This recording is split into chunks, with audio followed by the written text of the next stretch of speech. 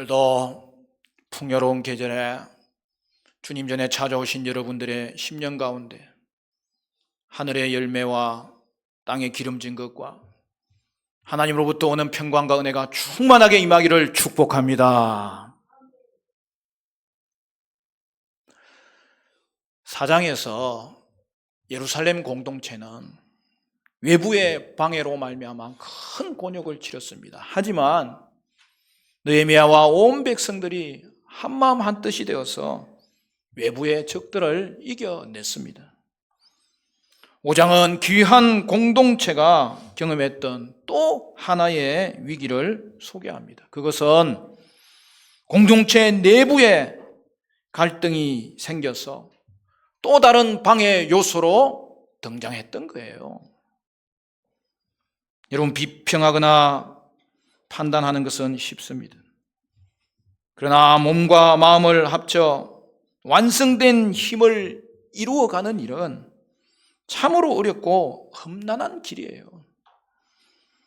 우리 공동체가 무엇보다도 필요한 것은 분열이 아니라 같은 정신으로 결속하는 힘, 결속력이 있어야 되는 것입니다.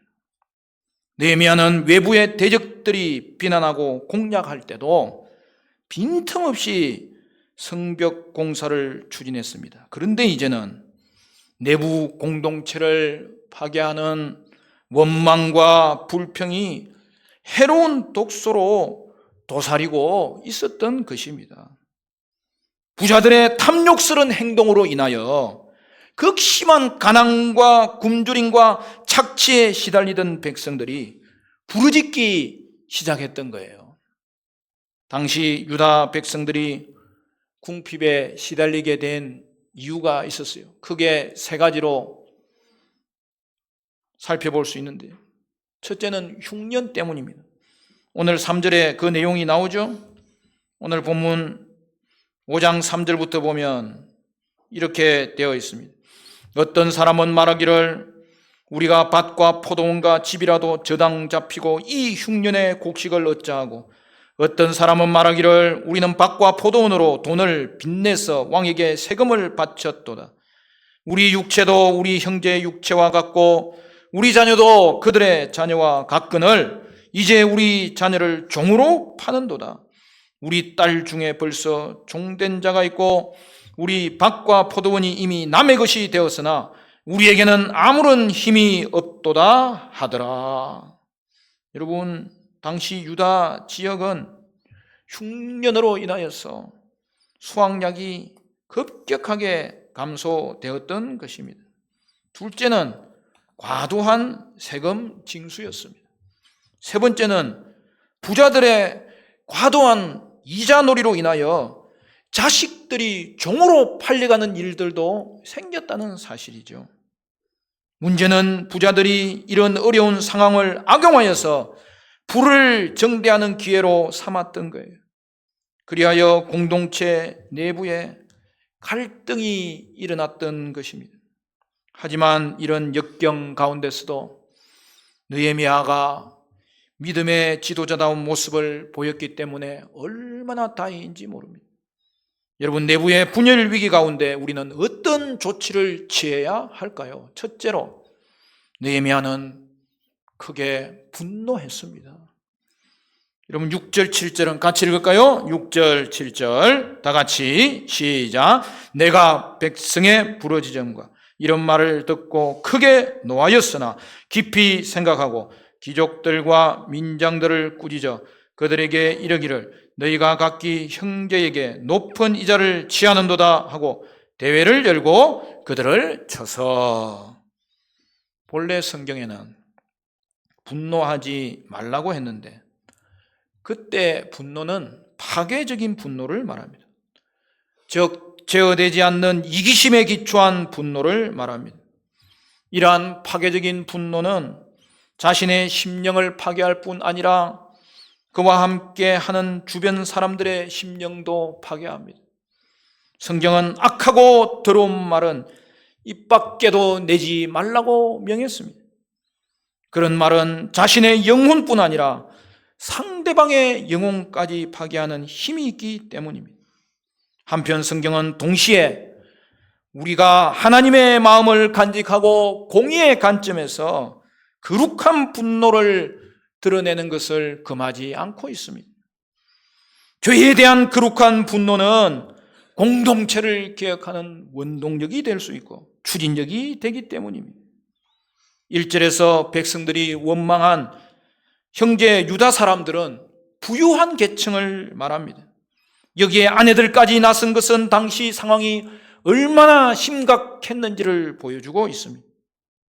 원망의 내용은 세 가지 유형으로 정리할 수 있습니다. 첫째, 가족 부양이 필요한 많은 백성들의 식량 부족 문제였고요. 둘째는 식량을 구하기 위해서 밭과 과수원과 집을 저당 잡힌 경우였고요. 세 번째는 세금 때문에 진 빚과 인신매매 사건이었습니다.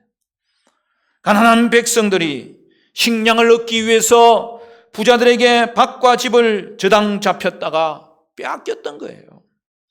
세금을 내기 위해 진 빚으로 인하여 부자들에게 자식들이 종으로 팔렸던 거예요.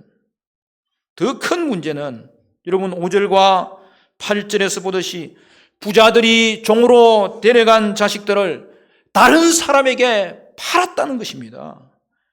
어쩌다 우리나라가 이렇게 되었는가? 어쩌다 우리 사회가 이런 일들이 일어나게 되었는가? 여러분, 느헤미야는 탄식하며 크게 분노했습니다. 이런 상황에서 여러분 어떻게 분노하지 않을 수 있겠습니까? 하지만 느헤미야는 분노를 마음에 품고 사람들에게 복수하지 않았습니다. 그는 마음 깊은 곳에서 악한 세력을 어떻게 처단해야 될지, 악한 세력을 돌이켜 어떻게 하나님께로 돌아오게 하여서 공동체를 새롭게 할 것인지에 대해서 계획하였습니다. 중요한 것은 분노만 해서는 안 된다는 거예요. 느헤미야는 즉흥적인 대응보다는 신중하게 생각한 다음 지혜롭게 처리하였습니다. 그는 분노만 한 것이 아니라 오늘 본문에 뭐라고 되어 있죠? 깊이 생각하였다. 이런 깊이 생각하는 게 뭐예요?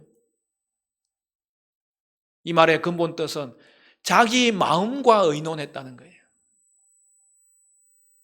여러분, 우리는 그냥 골똘하게 고민만 하는 것이 아니라 이것이 과연 좋은 방법인지, 저것이 과연 좋은 방법인지 자기가 자기 생각을 관찰하고 자기 생각을 다듬고, 그러니까 자기가 자기 자신과 그 마음에서 의논하는 일들이 있어야 된다는 거예요. 그것은 다른 말로 이야기하면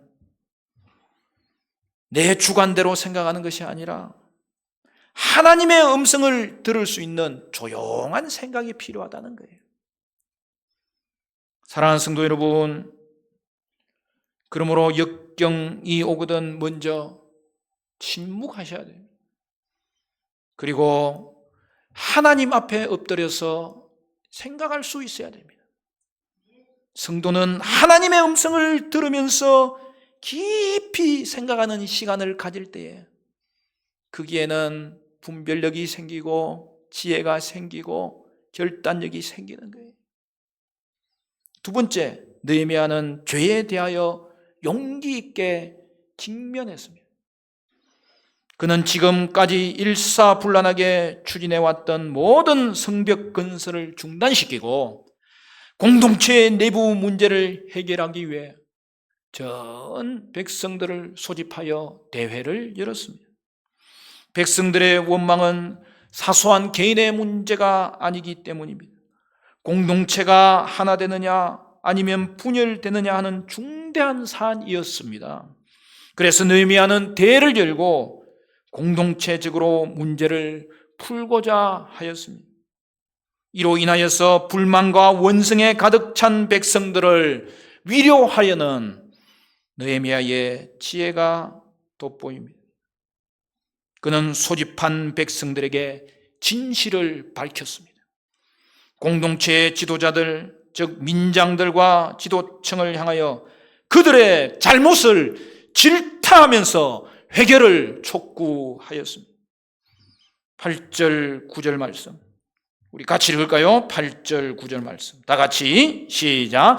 그들에게 이르기를 우리는 이방인의 손에 팔린 우리 형제 유다 사람들을 우리의 힘을 다하여 도로 찾았거늘 너희는 너희 형제를 팔고자 하느냐? 더구나 우리의 손에 팔리게 하겠느냐 하며 그들이 잠잠하여 말이 없기로 내가 또 이르기를 너희의 소행이 좋지 못하도다. 우리의 대적 이방 사람들의 비방을 생각하고 우리 하나님을 경외하는 가운데 행할 것이 아니냐. 여러분, 느헤미야는 구약 성경이 금지한 것을 어긴 사실에 대해서 침묵하지 않았습니다. 그들의 잘못은 형제들에게 높은 이자를 취했다는 거예요. 여러분, 모세의 율법은 이스라엘 공동체 안에서는 돈을 빌려주고 이자를 받는 것을 금지했습니다. 또한 돈을 미끼로 채무자들의 자녀들을 종신토록 종으로 삼는 것을 금지했습니다. 이스라엘은 여호와 하나님을 아버지로 모시고 있는 가족 공동체였기 때문입니다. 이런 배경에서 느헤미야는 거듭 기환 공동체를 향하여서 형제라고 부르고 있습니다.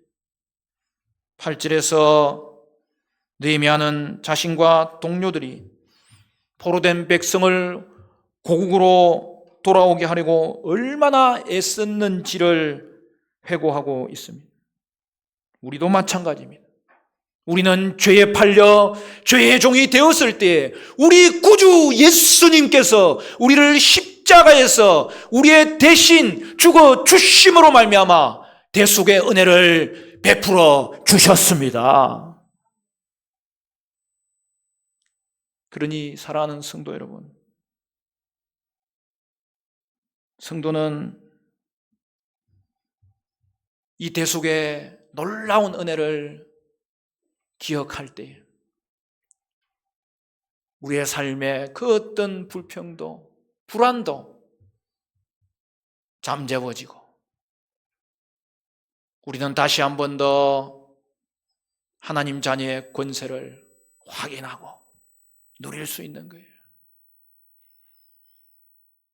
그러므로 사랑하는 여러분, 예수님의 대속의 은혜에 푹 잠기시기를 바랍니다. 우리의 삶이 대속의 은혜 가운데 안식할 수 있기를 바랍니다. 그리고 그 은혜가 여러분의 삶의 방식이 되어야 되겠습니다. 대속의 은혜, 사함받은 감격, 이 은혜가 우리의 삶을 힘있게 만들고 우리의 삶의 방향을 정하고 우리의 삶에 나타날 하나님의 능력을 기대할 수 있는 것인데, 대속의 은혜가 여러분 가운데 경험되고 그 은혜를 전할 수 있는 우리 모든 화정충행교회 성도들 되시기를 축원합니다. 그런데